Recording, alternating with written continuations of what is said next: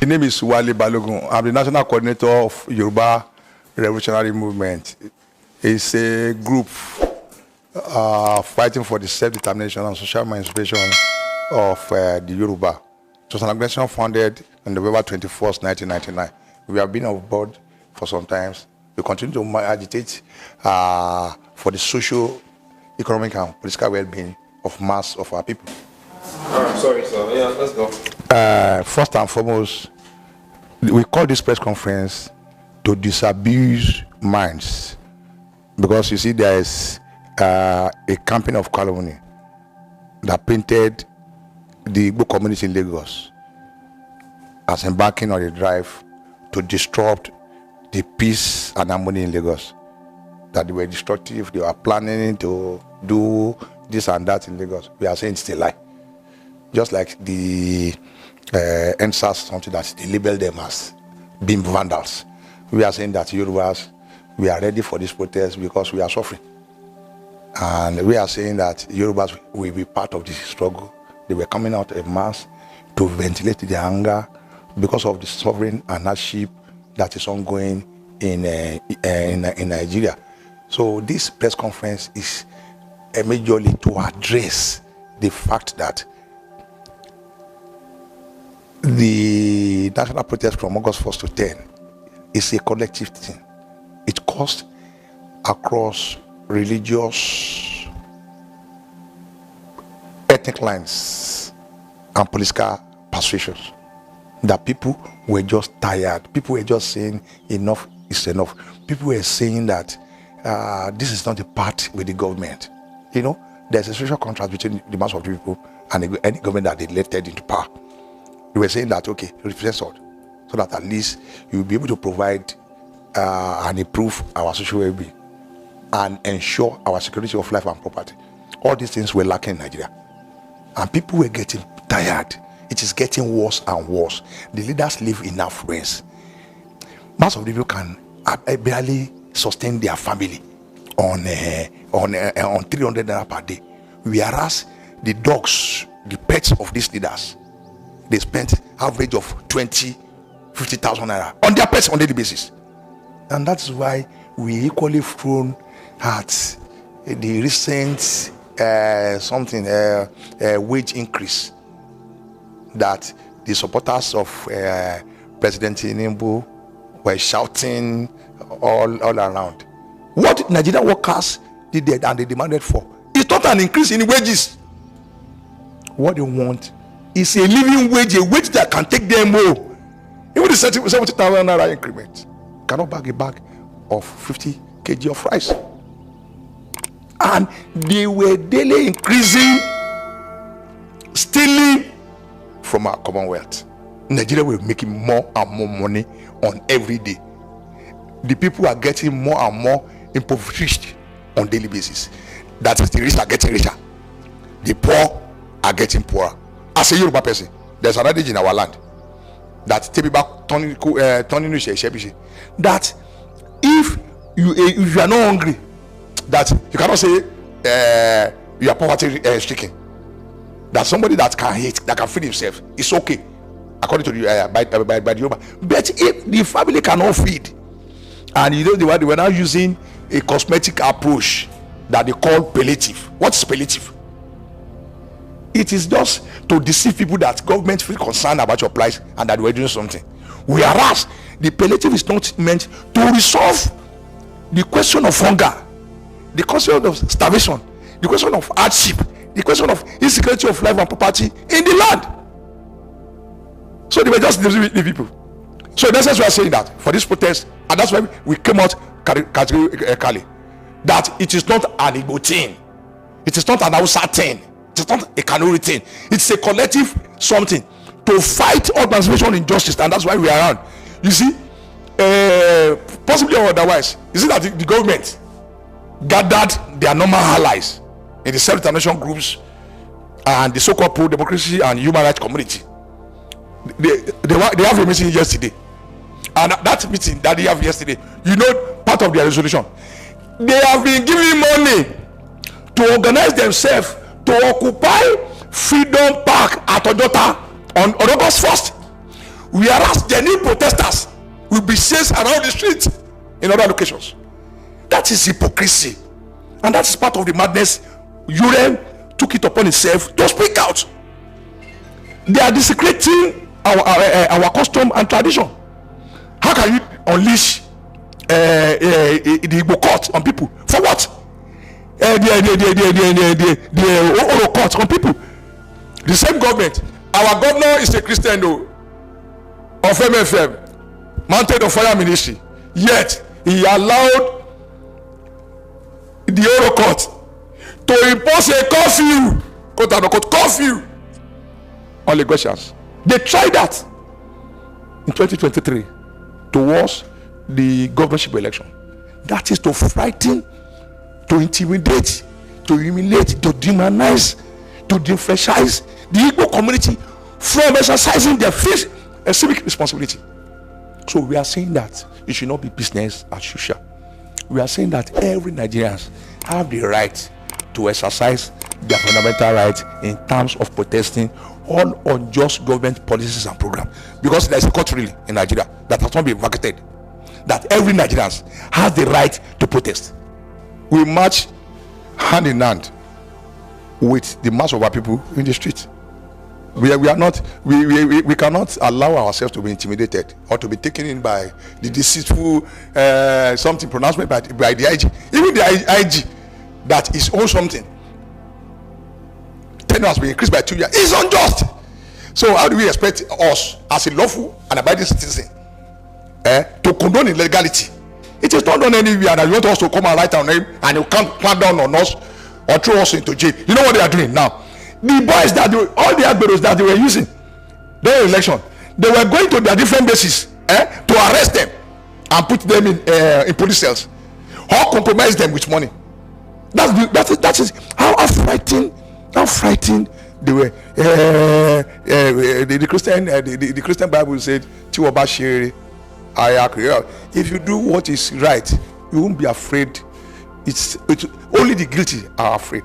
They were afraid of their shadows. I think that is the problem of this government. Sir, with the present economic hardship in the country, what should the government be doing to salvage the situation? Economic hardship in the country. If you don't understand the problem, you can't find a solution. I think it's inept. They are not capable of resolving the problem. You can't resolve a problem that you don't understand it. You don't understand it. And it's a government that lacks the blueprint for either economic recovery, stability, and progress. Because you see, they are coming out with certain data. They are talking of economic growth, whereas they're not talking of economic development.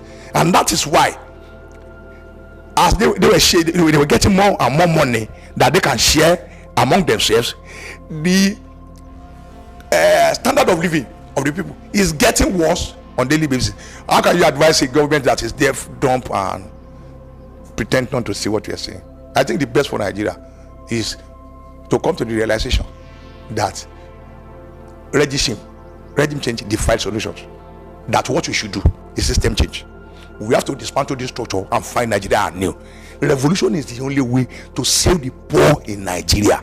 Forget the ethnic coloration or whatever. That yes, Tinubu is my brother, my kid and kin, but it does not resolve the problem. That what benefit is the Tinubu government to an average Yoruba person? That's the question we are raising. I am happy that some Yoruba persons are coming out to disassociate themselves from this evil that is going on in the land. Ever since Bola Ahmed Tinubu took over as the president of the Federal Republic of Nigeria, even before the election was conducted, there has been some level of pseudo-enmity that is being created between the Yoruba and the Igbos.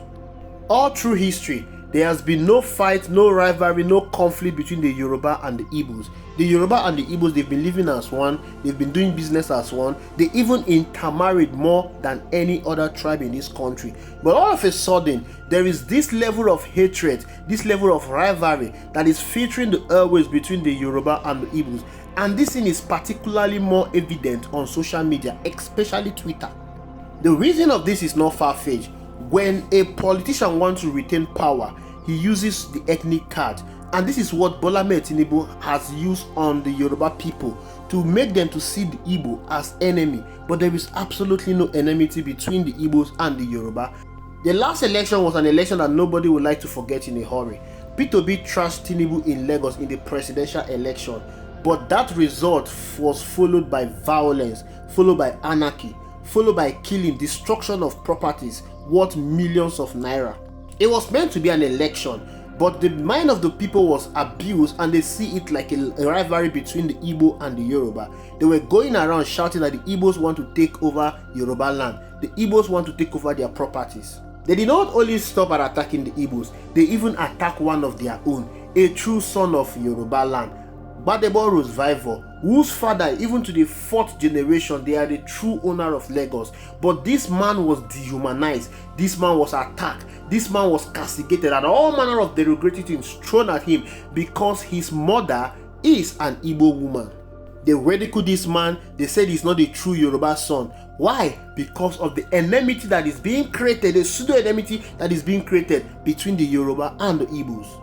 The Oro Festival is a traditional rite that is being carried out in the Yoruba land. But this Oro Festival was released on the day of the election to stop and prevent Igbo people from voting in that election. To the point that MC Oluomo and his stores came out and they threatened Igbo people not to participate in that election if they are not voting for Bola Ahmed Tinubu. This is the rivalry that someone out there is using his money to fund in order to create this enmity between the Igbos and the Yoruba. Unfortunately, we thought that after this election that the enmity, the rivalry between the Igbos and the Yoruba that was created will stop. But this thing has continued going on. The first time I heard about this planned protest, I heard that it was the Northerners that were planning this protest.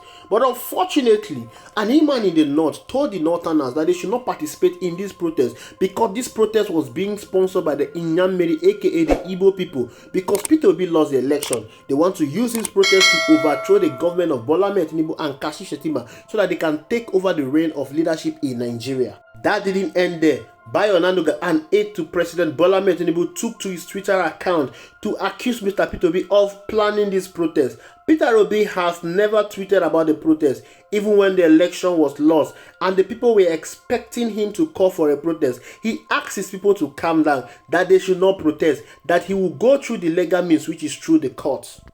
Showore, a Yoruba man, was seen visibly propagating this protest on his social media account. Very dark man and Hausa guy was also propagating this protest. Deji Adeyinga from Kogi State was also propagating this protest. And most of the people that were speaking in favor of this protest were Northerners. But yet, Bayo Onanuga decided to attack Mr. P2B and call him that he is the one responsible for planning this protest.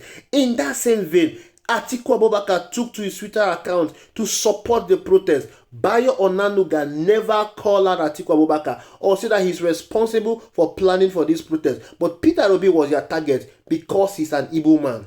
The Igbo people, they've been going about their business in a very sanely and orderly manner.